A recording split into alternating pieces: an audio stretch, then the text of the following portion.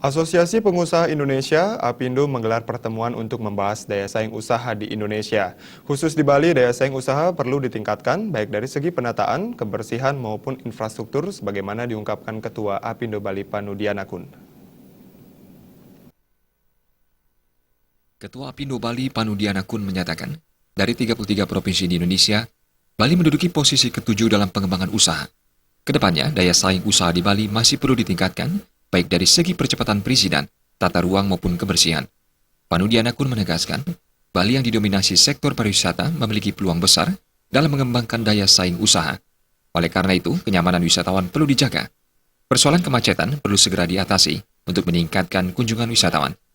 Pertemuan APindo menghadirkan Asia Competitiveness Institute yang menyajikan materi terkait analisis daya saing seluruh provinsi di Indonesia.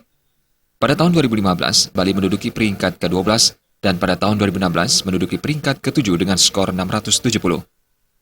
Seminar, jadi ini seminar itu nanti isinya itu question and answering. Jadi kita menanyakan para pengusaha, juga perguruan tinggi, juga pelaku usaha dan masyarakat Bali. Jadi ini kan melihat ranking dari 33 provinsi yang ada di Indonesia itu, Bali itu di ranking lumayan lah, ranking 7. Bali ini perizinan, tapi hampir semua ya, perizinan itu harus dipercepat.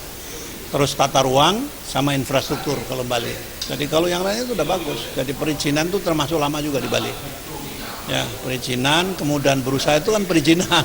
Kalau orang swasta kan mau cari izin maunya 1 hari 2 hari selesai. Berkurang di Bali itu karena macet tiap hari. Ya toh, parkir agak susah. Nah ini yang perlu dibenahi adalah tata ruang dan infrastruktur.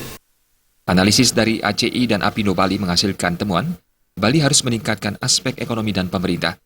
Bali harus meningkatkan kedinamisan ekonomi regional, keterbukaan dalam perdagangan dan jasa, kinerja produktivitas, daya tarik terhadap investasi, dan kebijakan serta ketahanan fiskal publik.